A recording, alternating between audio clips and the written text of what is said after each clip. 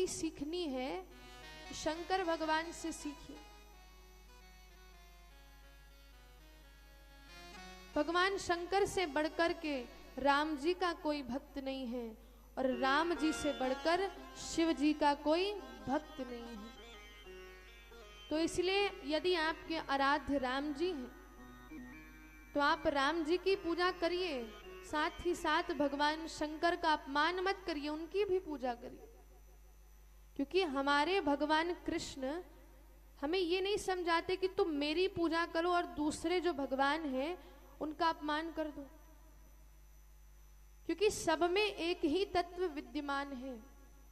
अब उदाहरण ले, जैसे जल है, कोई कहता है कि ये जल है, कोई कहता है ये पानी है, और अगर कोई साइंस का स्टूडेंट है वो कहेगा ये H2O है, कहेगा यही। किसी के लिए वही जल है, किसी के लिए पानी है, किसी के लिए H2O है। कोई देख रहा है कि उसमें हाइड्रोजन ऑक्सीजन के मॉलिक्यूल हैं, कोई देख रहा है कि वो साधारण पानी है। तो वैसे ही भगवान भी किसी को शिव जी के रूप में आते हैं दिखने, किसी को राम जी के रूप में दिखते हैं, किसी को दुर्गा मैया के रूप में दिखते हैं, पर तत्व जो है वो एक ही है, बस हमें दिखते अलग हैं। तो इसीलिए आप पूजा सबकी करिए, अपने आराध्य को मानिए, भगवान कभी मना नहीं करते, पर अपमान किसी का मत करिए। यही मेरा व्यासपीठ से आपका निवेदन है। हमने बहुत से लोगों को देखा है कि अपने ईश्वर को तो बहुत अच्छा बोलते हैं, 40 साल गाते हैं, पर और जो भगवान हैं उनके विषय में बुरा कहते हैं। तो हमारे ईश्वर ने, हमारी संस्कृति ने, हमारे सनातन धर्म में किसी की बुराई करना सिखाया ही नहीं गया है। तो इसलिए अपने आराध्य से प्रेम करिए, पर पूजा जो है वो सबकी करिए, सबका सम्मान करिए। यही हमारा जो सनातन धर्म है यही हमें सिखाता है। बस ये नहीं कि हम राम का नाम ले ले, जय श्री राम जय श्री राम, बस इससे क्या सनातन बनते हैं हम लोग? सनातनी इससे हम बन सकते हैं कि हमने लिख दिया कि जय श्री राम, डीपी भी लगा दी जय श्री राम की, मैं सनातनी हूं, इसकी डीपी लगा दी, फोटो लगा दी, इससे आप सनातनी नहीं बन सकते। सनातन धर्म तो ये सिखाता है कि सबका सम्मान करो। सनातन धर्म सिखाता है कि सब पर दया करो।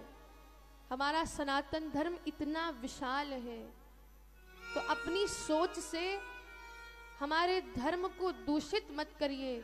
हमारे भगवान ये नहीं कहते कि अपमान करो किसी का। हमारे धर्म में हमेशा सबका सम्मान, सब पर करुणा, सब पर दया करने की बात कही गई। तो मेरा यही निवेदन है कि अपनी वाणी से किसी का दिल मत दुखाइए, किसी को बुरा मत कहिए।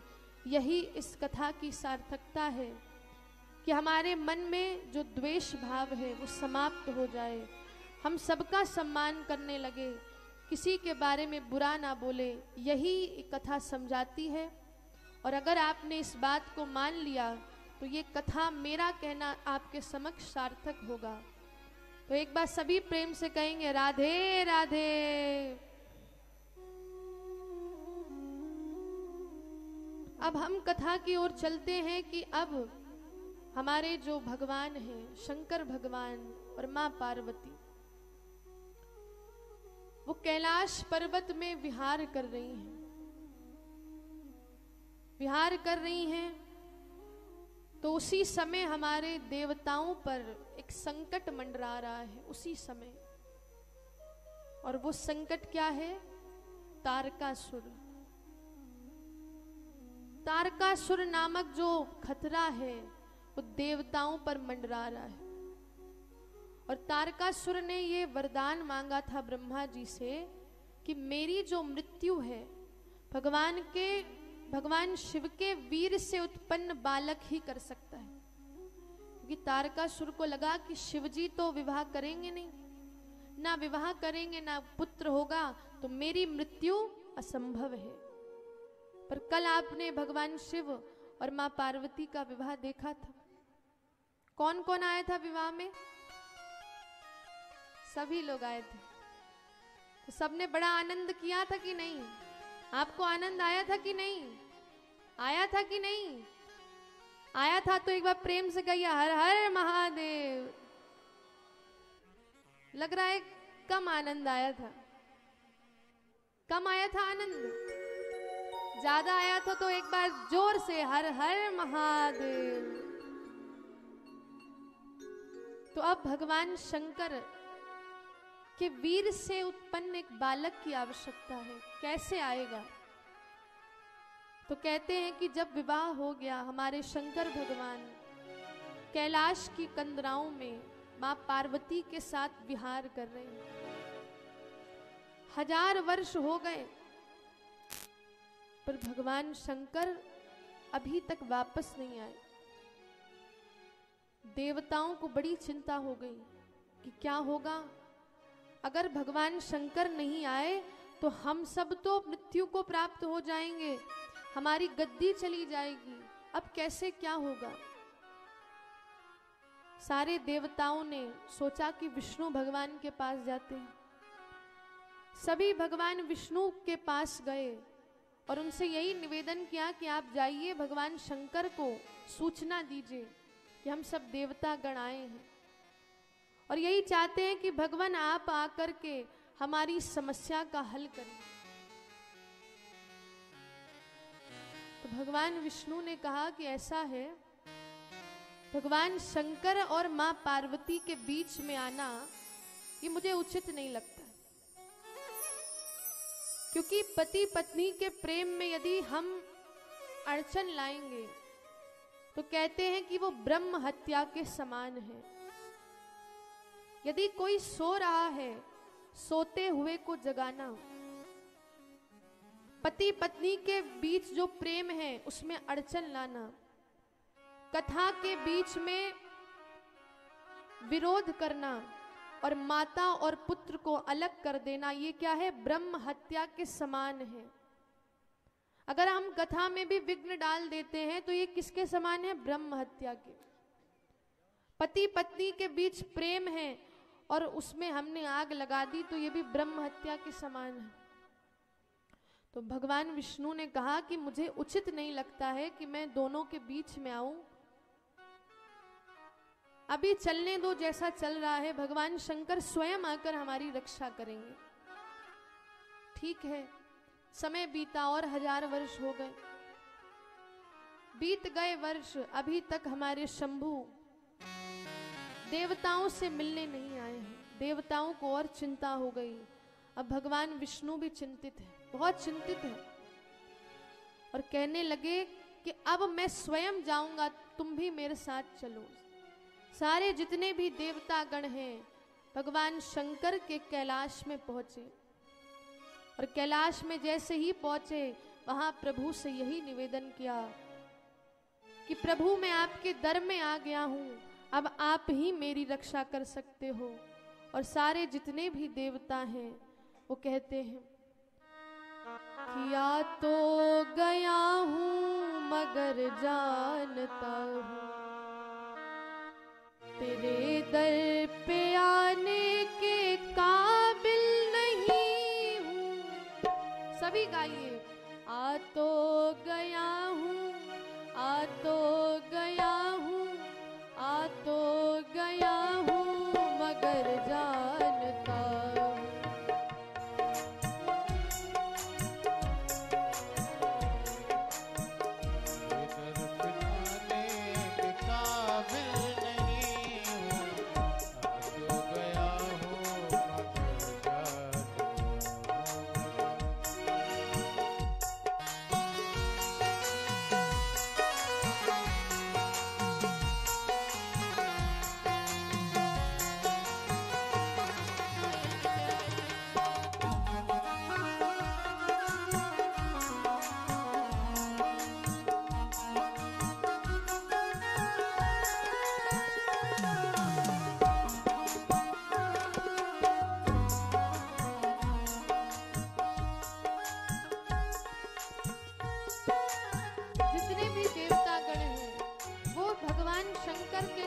होश में आए और बस उनसे यही प्रार्थना कर रहे हैं, प्रभु मैं आपके दर में आने के लायक नहीं हूँ, पर हम सब इतनी मुसीबत में आ गए हैं प्रभु, आपके दरबार के अलावा कोई भी रास्ता नहीं है। इसलिए प्रभु आ तो गया हूँ, आ तो गया हूँ, आ तो गया हूँ, मगर जानता हूँ, आ तो गया हूँ, आ तो गया हूँ, मगर जानता हूँ। सभी गाय भाव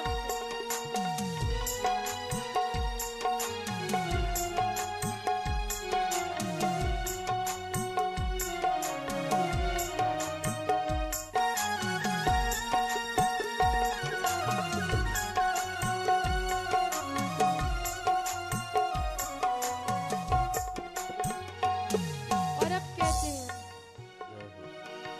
माना कि दाता हो तुम कुल जहां के, नाथ दाता हो तुम कुल जहाँ के।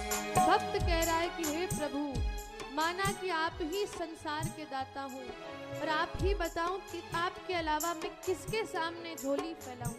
तो भक्त कहता है, माना कि दाता हो तुम कुल जहां के, माना कि दाता हो तुम कुल जहाँ के। माना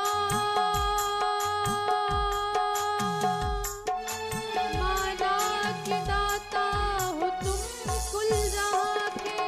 सभी गाते हुए, दाता हो तुम कुल जहाँ के।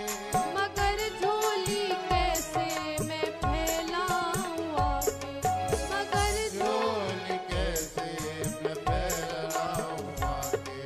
जो पहले दिया था, हे प्रभु जो पहले दिया था वो कुछ कम नहीं, जो पहले दिया था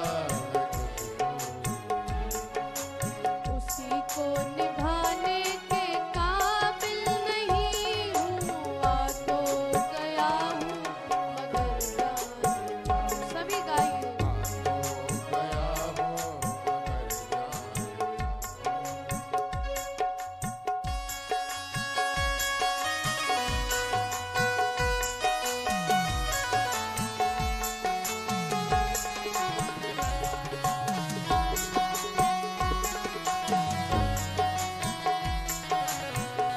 जय हो।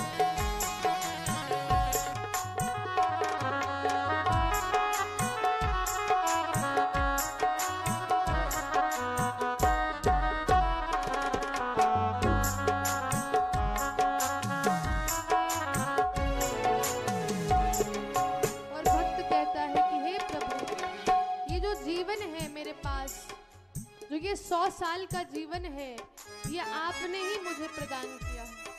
तो भक्त कहता है, तुम्ही ने अदा की है ये जिंदगानी, ने अदा की है ये जिंदगानी। तुम्ही ने अदा की है ये जिंदगानी, तुम्ही ने अदा की है ये जिंदगानी।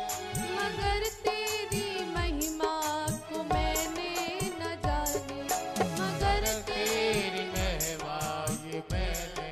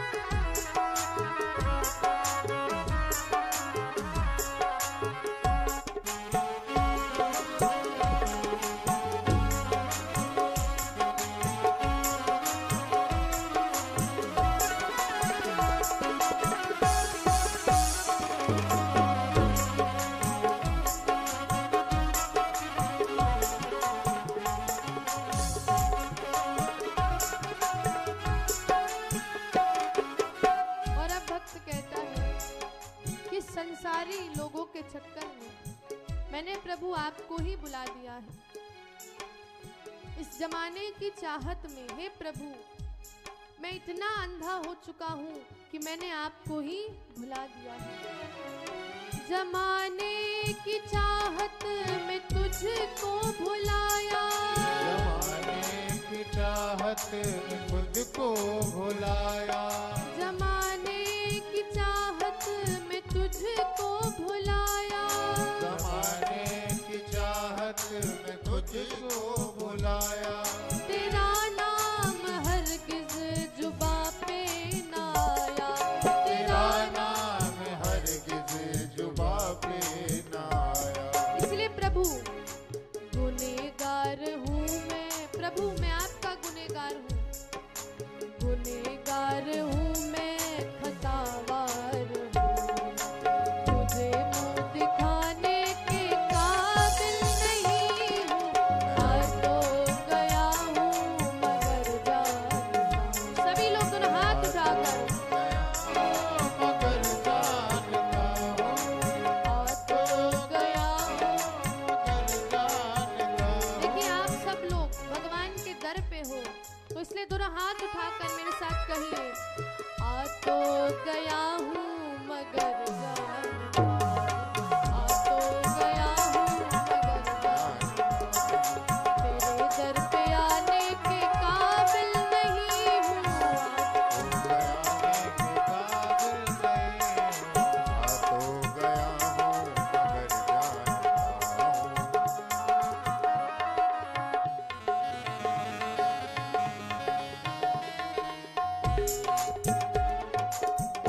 बोलिए शंकर भगवान की। तो सारे जितने भी देवतागण हैं वो भगवान शंकर के कैलाश में आकर भगवान कैलाशपति शंकर से भूत भावन भोलेनाथ से यही प्रार्थना कर रहे हैं कि हे प्रभु अब आप ही मेरी रक्षा कर सकते हो, आप ही आओ और आप ही इस तारकासुर से मेरा बचाव कर सकते हो। तो कहते हैं कि उसी समय हमारे जो शंकर भगवान हैं अपने विहार को छोड़कर वहां पर उपस्थित हो गए। तो कहते हैं कि भगवान शंकर से कहा कि प्रभु तारकासुर का जो वध है वो आपके ही वीर से उत्पन्न जो बालक है उससे ही हो सकता है, प्रभु कुछ आप करिए। तो कहते हैं शंकर भगवान ने कहा देखो जो होना है वो होकर रहेगा। भगवान विष्णु ने कहा कि प्रभु आप ही ऐसे हो जो सब कुछ मिटा सकते हो, आप कालों के काल महाकाल हो, भावी मेट सके त्रिपुराली। हमारे जो भगवान शंकर हैं वो काल को भी भेद सकते हैं, महाकाल जिनको हम कहते हैं। तो प्रभु आप ही हमारी रक्षा करिए, वो तारकासुर हम पर खूब अत्याचार कर रहा है। शंकर भगवान ने कहा रक्षा तो मैं करूंगा, उसमें कोई दो राय नहीं, परंतु पहले जो मेरे शरीर से जो मेरा तेज उत्पन्न हुआ है, जो मेरा वीर्य है, उसको कौन धारण करेगा। तो कहते हैं भगवान शंकर का जो वीर्य है, जो तेज है, वो पृथ्वी पर गिर रहा था। तो देवताओं ने कहा कि प्रभु हम में से ही कोई आपके वीर्य को धारण कर लेगा। तो कहते हैं उसी समय जो अग्नि है, अग्निदेव, उन्होंने कबूतर का रूप बनाया और भगवान शंकर का जो तेज है, वीर्य है, वो धारण कर लिया। और आपको मालूम होगा कि यदि किसी देवता को हम कुछ भी अर्पित करते हैं यज्ञ में, तो अग्नि के माध्यम से ही करते हैं। पहले सबसे पहले हम अग्नि का आवाहन करते हैं, अग्नि की स्थापना करते हैं, उसके बाद ही इंद्र को देना हो, वरुण को देना हो, जिस भी देवता को हमें देना हो भोजन आहुति, तो अग्नि के माध्यम से ही हम देते हैं। क्योंकि अग्नि देव, उनके ही माध्यम से सारे देवताओं को भोजन आदि प्राप्त होता है। और इसका वर्णन हमारे वेदों में इसका वर्णन आया है अग्नि सूक्त।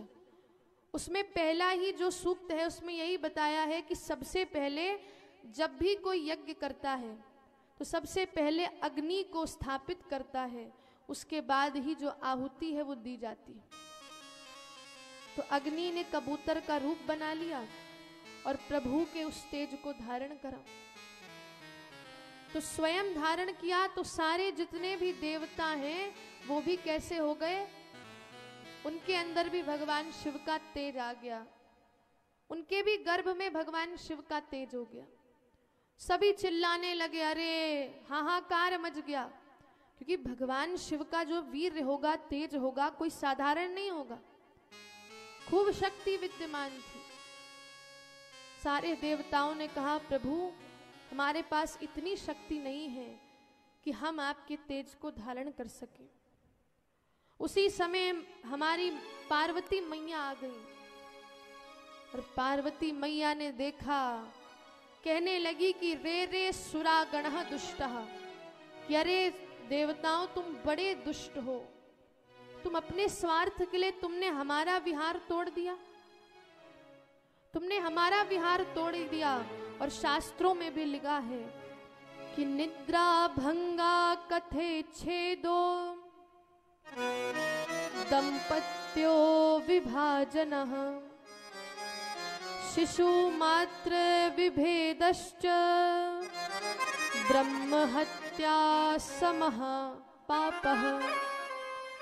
कहते हैं कि 4 चीजें हमने अभी आपको बताई थी कि यदि कथा में कोई विरोध करता है, दंपत्ति के बीच कोई अड़चन लाता है, उनके प्रेम में विरोध लाता है, तो वो ब्रह्म हत्या के समान है। इसलिए देवताओं, आज मैं तुमको श्राप देती हूं कि तुमने हम दोनों के विहार को तोड़ा, हम दोनों के विहार को रोक दिया। आज से तुम्हारी जितनी भी स्त्रियां होंगी सब वंध्या हो जाएंगी, कोई भी किसी पुत्र को जन्म नहीं दे पाएंगी। श्राप दे दिया हमारी मां पार्वती ने। श्राप जैसे ही दिया, हमारे भगवान शंकर ने कहा कि थोड़ा शांत हो जाइए। मां पार्वती शांत नहीं हुई, अग्नि को श्राप दे दिया कि तूने शिव के वीर को धारण किया है, जा आज से तू सर्वभक्षी हो जाएगा। इसलिए वो पवित्र अग्नि आज हर जगह प्रयोग में आती है, चाहे भोजन बनाना हो, चाहे किसी का दाह संस्कार करना हो, हर काम में अब ये अग्नि आती है। पहले हमेशा पवित्र कामों में ही अग्नि का प्रयोग होता था, पर जब से माता ने इसको श्राप दिया है अग्निदेव को, तब से चाहे विवाह हो गया, चाहे दाह संस्कार, चाहे भोजन बनाना हो, सब जगह इस अग्नि का ही प्रयोग होता है। माता पार्वती वहां से चली जाती हैं श्राप देकर, और इधर सारे देवता विचलित हो गए कि अब इस वीर को कौन धारण करेगा, क्योंकि हमारे पास ऐसी शक्ति नहीं है कि हम इस वीर को धारण कर सके। तो कहते हैं कि भगवान शंकर ने कहा कि तुम ऐसा करो, माघ मास में जो नारी पवित्र होकर के मेरी पूजा करती है, उसके शरीर के अंदर तुम मेरा वीर स्थापित कर देना। हमारे जितने भी देवता हैं उन्होंने तो भगवान शिव के वीर का वमन कर दिया, अब मात्र ये अग्नि बचा था। तो कहते हैं कि माघ मास का महीना आया, सप्त ऋषियों की पत्नी अग्नि के पास बैठकर, अग्नि के पास सभी बैठी थी, उसमें से जो एक अरुंधति थी वो भगवान शिव की माया से वहां चली गई। वहां से बस 6 वहां पर ऋषि पत्नियां बैठी थी, और कहते हैं उसी समय अग्नि ने भगवान शिव के वीर को, उनके तेज को वमन कर दिया, और वो जो 6 ऋषि पत्नियां हैं वो अब गर्भवती हो जाती हैं, गर्भवती हो गई हैं। उन्होंने देखा कि ये तो अचंभा हो गया है, जाकर के कैलाश के पीछे वो भी वमन कर देती हैं। कैलाश भी भगवान के वीर को, उनके तेज को सहन नहीं कर पाता है, और वो हिमालय, वो कैलाश अब भगवान के तेज को गंगा जी में डाल देता है। गंगा जी भी भगवान शिव के तेज को सहन नहीं कर पाती हैं और कहते हैं कि वही अब भगवान शिव का जो तेज है, वो वीर है, सरपत के जंगलों में जाकर के एक बालक के रूप में उत्पन्न हो जाता है। और वो बालक कौन है? साक्षात भगवान शंकर के पुत्र हैं। इन्हें शंकर के पुत्र माना जाएगा क्योंकि ये भगवान शंकर के वीर से उत्पन्न हुए हैं। तो भगवान शंकर के पुत्र साक्षात भगवान कार्तिकेय का प्राकट्य होता है। बोलिए कार्तिकेय भगवान की। तो कहते हैं कि सूत जी महाराज, मार्घ मासे स्थिते पक्षे तिथो षष्ठायां मुनि प्रादुर्भावो भवतस्य शिवपुत्रस्य भवति। कहते हैं कि माघ मास के पवित्र महीने में हमारे भगवान कार्तिकेय जी का प्राकट्य होता है। भगवान शिव के वीर से, तेज से उत्पन्न वो भगवान कार्तिक अब सरपत के जंगलों में विद्यमान है। ना माता है, ना पिता है, कोई भी नहीं है। कहते हैं उसी समय विश्वामित्र जी उस जंगल से जा रहे थे। उन्होंने देखा इतना अद्भुत बालक, छोटा सा है पर उसके अंदर असीम तेज विद्यमान है। उस बालक को देखकर उसे अपनी गोद में उठाया। तो कहते हैं कि वो बालक शिव के तेज से उत्पन्न हुआ बालक कहने लगा कि आप मेरा संस्कार करिए। विश्वामित्र जी ने कहा, मैं गाधी पुत्र हूं, मैं क्षत्रिय हूं और क्षत्रिय होकर के मैं संस्कार नहीं करा सकता। प्रभु आप किसी और को कहिए, मेरे अंदर इतनी सामर्थ्य नहीं है। और कहते हैं कि उसी समय कार्तिकेय भगवान ने आशीर्वाद दिया कि आज से तुम महर्षि हो जाओगे। वशिष्ठ आदि जितने भी ऋषि हैं तुम्हारा वो सम्मान करेंगे। आज से तुम मेरे ऋषि हो, आज से जितने भी संस्कार होंगे तुम उसको निभाओगे। इस प्रकार से विश्वामित्र जी ने कार्तिकेय भगवान का संस्कार किया। विश्वामित्र जी वहां से चले गए और अग्निदेव आते हैं। अग्निदेव ने उनको वरदान दिए कि तुम्हारे पास विभिन्न प्रकार की शक्तियां आ जाएंगी। इस प्रकार से अब हमारे जो कार्तिकेय भगवान है वो अकेले बैठे हुए हैं। उसी समय 6 कृतिकाएं वहां से निकलती हैं और 6 कृतिकाओं ने जैसे ही उस बालक को देखा, देखते ही मोहित हो जाती हैं और कहा कि ये मेरा बालक बनेगा। हर एक कृतिका कहने लगी ये मेरा बालक होगा, मेरा बालक होगा। तो भगवान कार्तिकेय ने कहा कि आप चिंता मत करो, आप सब मुझे प्रेम प्रदान कर रही हूं, इसीलिए मैं सबके लिए, मैंने आप सबको प्रेम देने के लिए ही अवतार लिया है। तो इसीलिए भगवान कार्तिकेय जी ने ऐसी कुछ माया करी कि उनके 6 मुख हो गए। इसलिए कार्तिकेय भगवान को क्या कहते हैं? षडानन। जिसके 6 मुख हैं वही कौन है? कार्तिकेय भगवान। इन्हीं 6 कृतिकाओं के कारण कार्तिकेय भगवान ने 6 मुख बनाए और सभी माताओं को बराबर का प्रेम दे रहे हैं। तो बोलिए कार्तिकेय भगवान की। और अब इधर हमारी जो पार्वती मैया है, उन्होंने भगवान से कहा, शंकर जी, जो आपका वीर था, जो आपका तेज था, वो कहां पर चला गया? क्योंकि आपका जो तेज है वो कभी समाप्त नहीं हो सकता, वीर समाप्त नहीं हो सकता है। इसलिए प्रभु पता लगाइए कि वो तेज कहां पर है। तो कहते हैं कि उसी समय भगवान शंकर गए, अग्निदेव से पूछा। तो अग्नि ने कहा कि मैंने वो जो तेज है भगवान शिव का, वो उन 6 ऋषियों के गर्भ में डाल दिया था, स्थापित कर दिया था। उन नारियों ने कहा कि हमने भगवान शिव का जो तेज है, भगवान शिव के उस तेज को हिमालय की कंदराओं में डाल दिया था।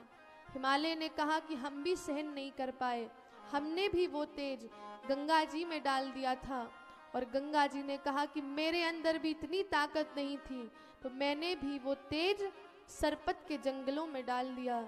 और वहाँ पर कहते हैं साक्षात भगवान शंकर के जो नंदी हैं वो साक्षात जाते हैं और उन्होंने कार्तिकेय भगवान का दर्शन किया। उनको कहा कि प्रभु आप चलिए। तो इस प्रकार से हमारे जो नंदी भगवान हैं वो जाते हैं और कार्तिकेय जी को लेकर आए। इस प्रकार से बड़ी धूमधाम से दिव्य महोत्सव मनाया गया कार्तिकेय भगवान का। और कहते हैं कि जो कार्तिक महीना है वो इन्हीं के नाम से बनाया गया है, कार्तिक जी के, क्योंकि एक मास तक कार्तिक के कैलाश पर्वत में महोत्सव मना, इसीलिए कार्तिक महीने की इतनी महिमा है। तो इस प्रकार से भगवान कार्तिकेय का प्राकट्य हुआ। बोलिए कार्तिकेय भगवान की, बोलिए शंकर भगवान की जय हो। तो इस प्रकार से कार्तिकेय भगवान की जन्म की कथा आपने श्रवण करी कि कैसे भगवान शिव के वीर से, भगवान शिव के तेज से हमारे कार्तिकेय भगवान का अवतार होता है। और अब वो समय आ गया है कि जिसके लिए इनका अवतार हुआ था उस तारकासुर का अब वध करना है। तारकासुर का वध करना है। सारे देवताओं ने कहा कि कार्तिकेय जी आपका जन्म, आपका अवतार मात्र इसीलिए हुआ है कि आप हमारी रक्षा इस तारकासुर से कर सके। इसीलिए प्रभु चलिए मेरे साथ और तारकासुर का वध करिए। कहते हैं कि वो हमारे छोटे से कार्तिकेय भगवान जाते हैं और उस तारकासुर को, उसकी जितनी भी सेना है उन सब का वध करके देवताओं की जो गद्दी है उन्हें पुनः वापस कर देते हैं। और इस प्रकार से देवताओं की रक्षा के लिए कार्तिकेय भगवान ने सबकी रक्षा करी, वापस इंद्र को उसकी गद्दी प्रदान करी।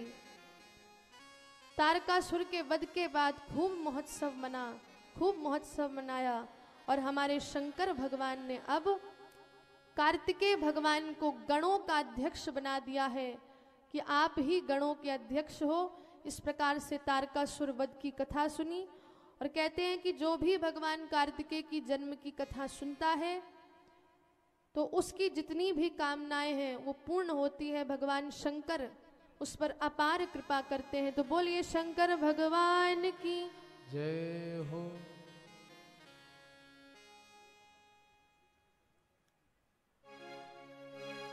तो अब हम इसके पश्चात अगली कथा श्रवण करेंगे कि किस प्रकार भगवान शिव के ही अंश से नंदी जी का प्राकट्य होता है। जो नंदी जी हैं वो साक्षात कौन है? भगवान शिव के ही अंश हैं। तो अब हम इसके बाद नंदी भगवान की अवतार की कथा सुनेंगे। उससे पूर्व एक छोटा सा भजन और उसके बाद आगे की कथा हम श्रवण करेंगे। बोलिए शंकर भगवान की जय हो।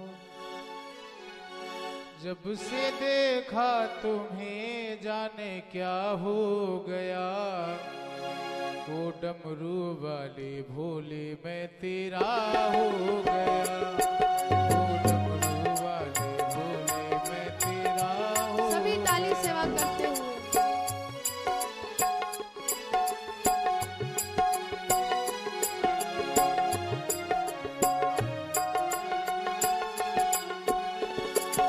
से देखा तुम्हें जाने क्या हो गया, ओ डमरू वाले भोले मैं तेरा हो गया, ओ डमरू वाले भोले मैं तेरा हो गया।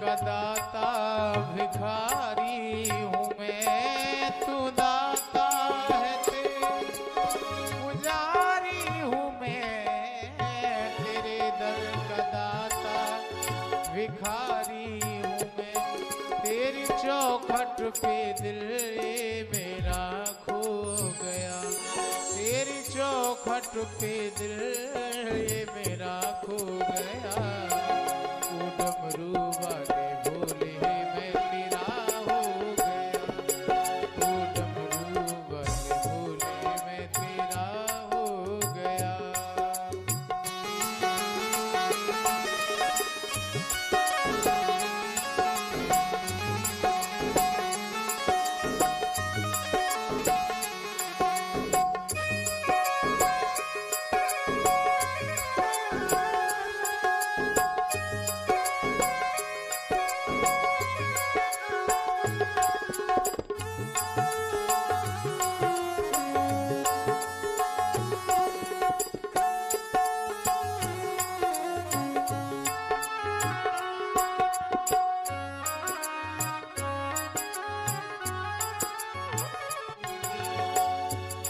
तेरे दरबार की,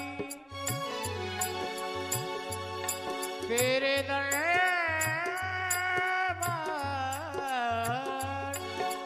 दरबार की वाजब शान है, जो भी देखे वही तुझ पे कुर्बान है, तेरे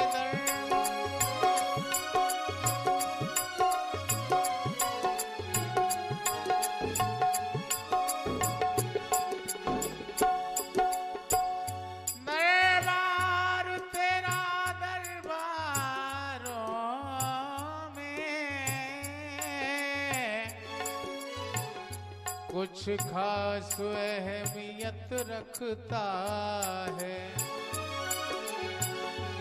उसको वैसा मिल जाता है, जो जैसी नीयत रखता है,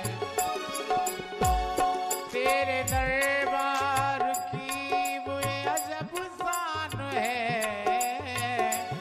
जो भी देखे वही तुझ पे कुर्बान है, तेरी भक्ति का मुझको नशा हो गया, तेरी भक्ति का मुझको नशा हो गया, ओ डमरू वाले भोले मैं तेरा हो गया, सभी ताली से ओ करते हैं। डमरू वाले भोले मैं तेरा हो गया, जब से देखा तुम्हें जाने क्या हो गया, जब से देखा तुम्हें जाने क्या हो गया, ओ डमरू वाले भोले मैं तेरा हो गया, ओ डमरू वाले भोले मैं तेरा हो गया।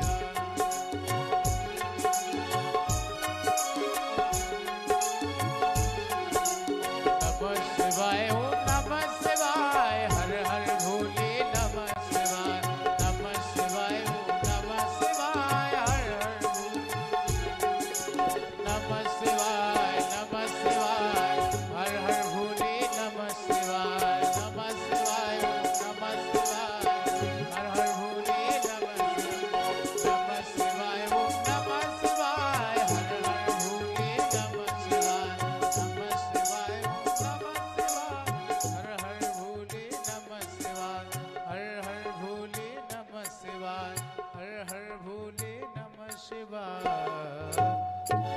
बोले मृत्युंजय भगवान की जय हो। एक बार सभी लोग कहेंगे हर हर महादेव। अब हम उस कथा में प्रवेश कर रहे हैं कि कैसे भगवान महादेव के ही अंश से नंदी भगवान का प्राकट्य होता है। तो सूत जी महाराज कथा को श्रवण करा रहे हैं कि सनत कुमार सर्वज्ञ सावधान तया शृणु। हे सनत कुमार, आप सावधानी होकर सुनिए। अब हम उस चरित्र को कहने वाले हैं कि जिसमें भगवान शंकर महादेव के ही अंश से नंदी जी का प्राकट्य होता है। और जो ये कथा है स्वयं हमारे नंदी जी सूत जी महाराज को श्रवण करा रहे हैं। और सूत जी महाराज इधर अन्य जितने भी 88,000 ऋषि हैं उनको ये कथा सुना रहे हैं। तो नंदी जी कहते हैं कि मैं जो स्वयं कौन हूं, मैं महादेव के ही अंश से प्रकट हुआ हूं। कहते हैं कि एक बार की बात है, महर्षि शिलाद हुए। महर्षि शिलाद के जितने भी पितर थे उन्होंने कहा कि जब तक हमारे वंश में पुत्र नहीं होगा, जब तक वंश में कोई पुत्र नहीं होगा तो हमारा तरण तारण भी हो ही नहीं सकता है। इसलिए कुछ ऐसा करो, भगवान की तपस्या करो कि जिससे तुम्हारे भी वंश में एक पुत्र की प्राप्ति हो जाए। तो शिलाद मुनि ने कहा ठीक है, हम जाकर के भगवान की तपस्या करेंगे। तपस्या करने के लिए हमारे जो शिलाद मुनि हैं वो कहाँ जाते हैं? इंद्र के यहाँ। स्वर्ग जाकर के इंद्र की तपस्या करने लगते। तपस्या करी इंद्र की। तपस्या से प्रसन्न होकर इंद्र प्रकट होते हैं और इंद्र ने कहा कि आपको क्या वरदान चाहिए? तो शिलाद मुनि कहते हैं कि अयो निजम मृत्युहीनम पुत्रम इच्छामि मे वरः, कि मुझे कैसा पुत्र चाहिए? अयो निजम, अर्थात बिना माता के उत्पन्न हुआ बालक मुझे चाहिए। मृत्युहीनम, जिसकी मृत्यु ना हो, मुझे ऐसा पुत्र चाहिए।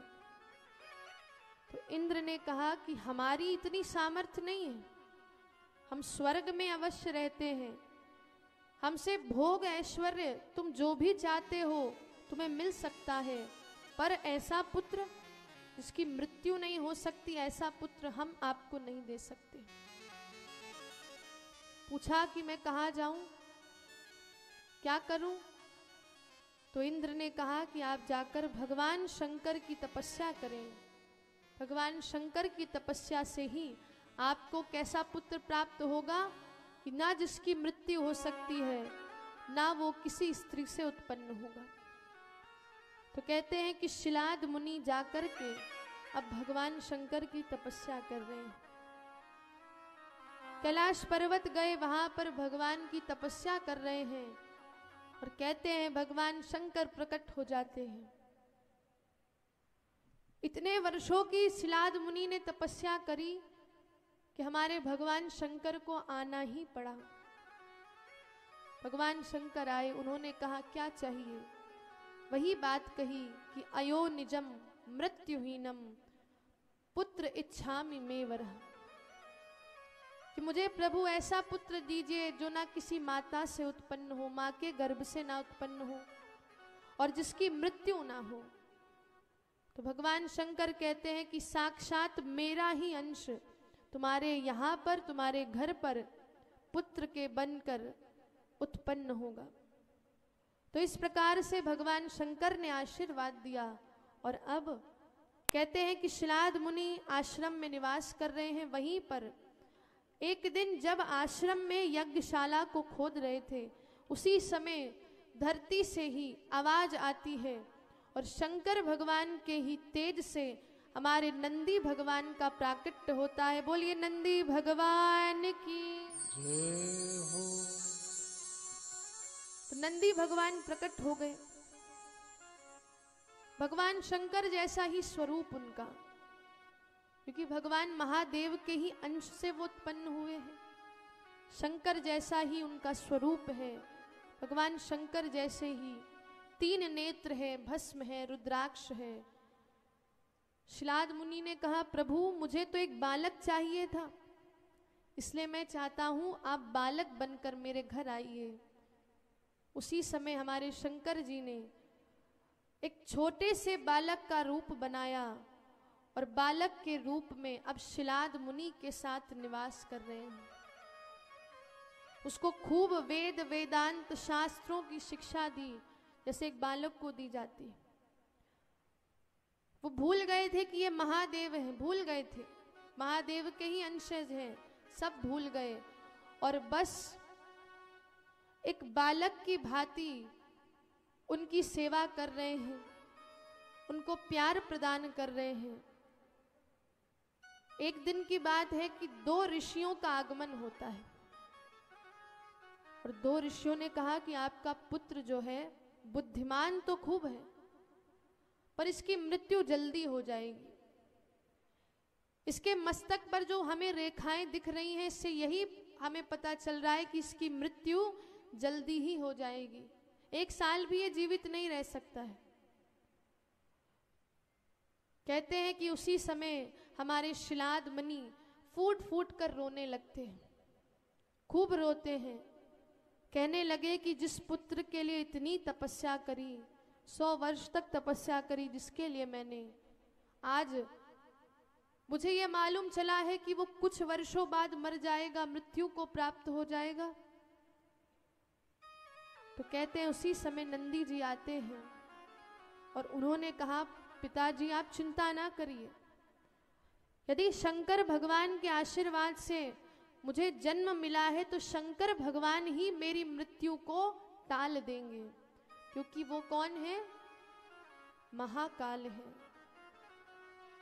महाकाल है जो काल को भी मिटा सकते हैं। ऐसे हमारे महाकाल में शक्ति है कि काल भी जिनका चाकर है वो हमारे महाकाल है। तो मैं जाकर के महाकाल की सेवा करूंगा, उनकी पूजा करूंगा। इसीलिए प्रभु, इसीलिए पिताजी आप चिंता मत करिए। कहते हैं कि नंदी भगवान गए, खूब अर्चना करी, पार्थिव शिवलिंग बनाया, बेलपत्र समर्पित किए, विभिन्न पुष्पों के माध्यम से खूब पूजा करी। भगवान शंकर प्रसन्न हो जाते हैं और कहते हैं कि वरम इच्छामि, क्या वर की इच्छा है तुम्हारी? वर मांगो, जो वर मांगोगे मैं तुझे प्रदान करूंगा। कहा कि पिताजी की यही इच्छा है कि मेरी मृत्यु कभी ना हो। शंकर भगवान ने कहा ठीक है, तुम मेरे इतने बड़े भक्त हो तो आज से तुम्हारी मृत्यु नहीं हो सकती है, तुम मृत्युहीनम, मृत्यु तुम्हें छू भी नहीं सकती है, इसलिए तुम चिंता मत करो। और एक आशीर्वाद मैं तुम्हें और देता हूं कि आज से तुम मेरे गण के रूप में हमेशा मेरे साथ कैलाश पर्वत में निवास करोगे। भगवान शंकर ने कहा कि जहां मैं रहूंगा वहां तुम रहोगे और जहां तुम रहोगे वहां पर मैं रहूंगा। ऐसा वरदान दे दिया। तो नंदी ने कहा कि प्रभु एक वरदान मैं भी आपसे मांगना चाहता हूं, और ये वरदान है कि कभी प्रभु मैं आपको भूलूं नहीं। और हमें भी प्रभु से यही मांगना चाहिए कि हे प्रभु मैं आपको कभी भूलूं नहीं। भगवान से संसारिक वस्तुएं आप ना मांगिए, क्योंकि भगवान तो बिना मांगे दे देते हैं। और जैसा कि प्रथम दिवस भी हमने आपको बताया था कि कुछ चीजें पहले से ही निश्चित होती हैं कि धन संपत्ति आप कितना कमाओगे, ये सब गर्भ में आकर के वो निश्चित हो जाती है।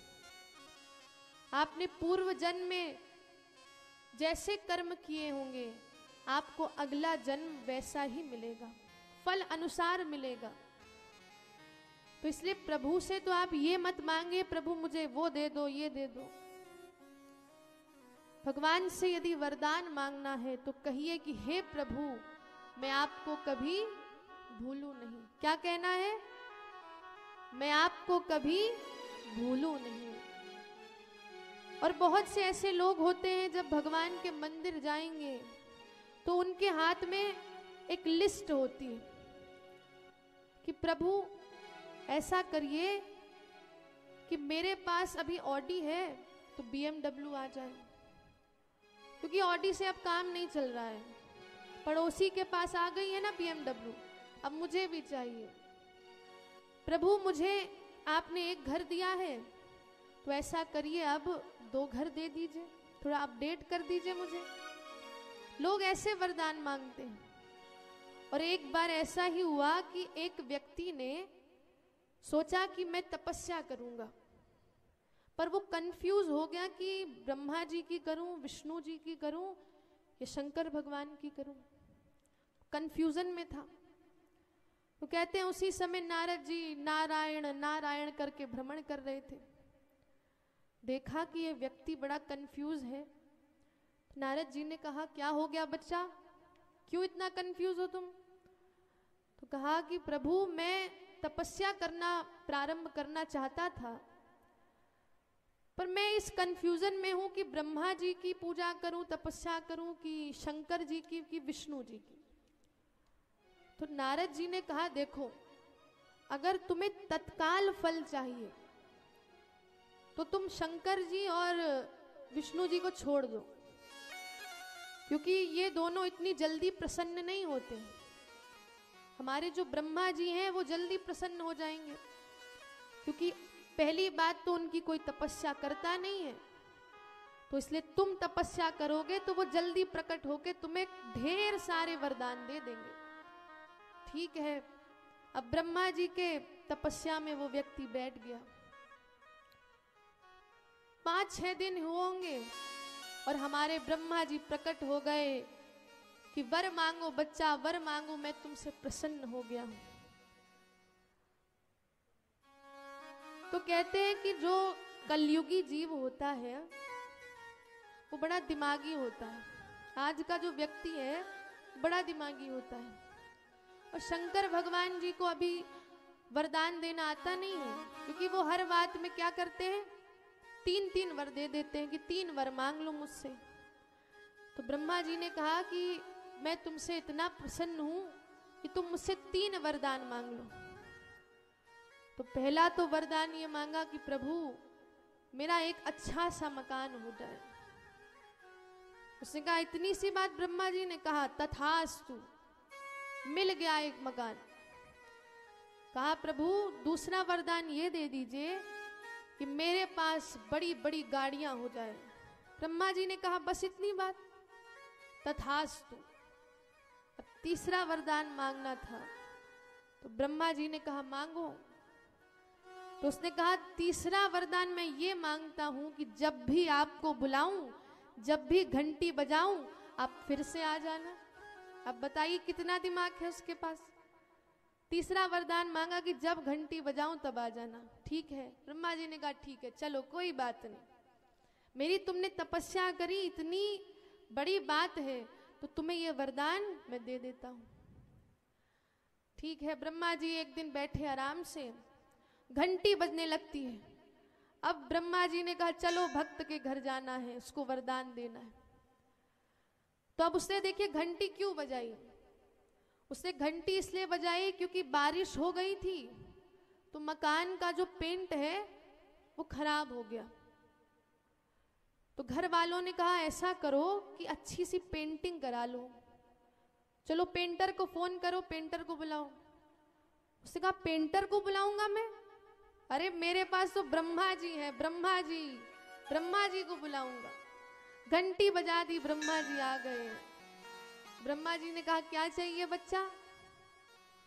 कहा, प्रभु पहला वरदान ये दे दीजिए कि जो मेरे मकान के ऊपर एक ऐसा छाया आ जाए, ऐसा एक बादल आ जाए कि कभी भी बारिश ही ना हो, कभी बारिश ना हो, ऐसा छाता लगा दीजिए।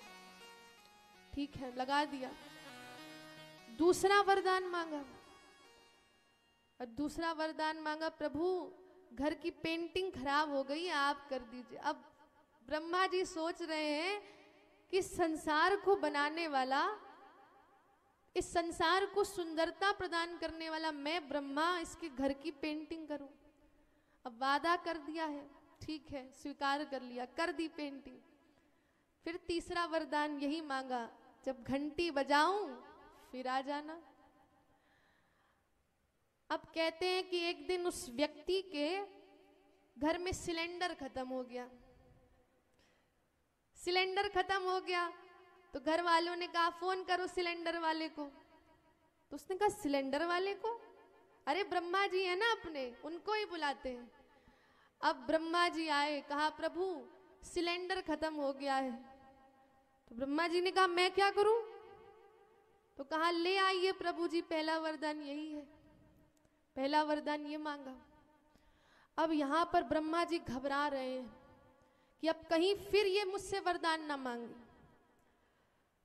तो विष्णु जी से वहीं पर डायरेक्ट बात कर ली, कहा कि प्रभु कुछ ऐसा करिए कि अब मुझसे ये कोई ऐसा गलत वरदान ना मांगे। तो भगवान विष्णु ने कहा तभी तुम्हारी कोई तपस्या नहीं करता है, क्योंकि तुम ऐसे वरदान दे देते हो। अभी तुम इन कलयुगी जीवों को जानते नहीं, बड़ा दिमाग है इनमें।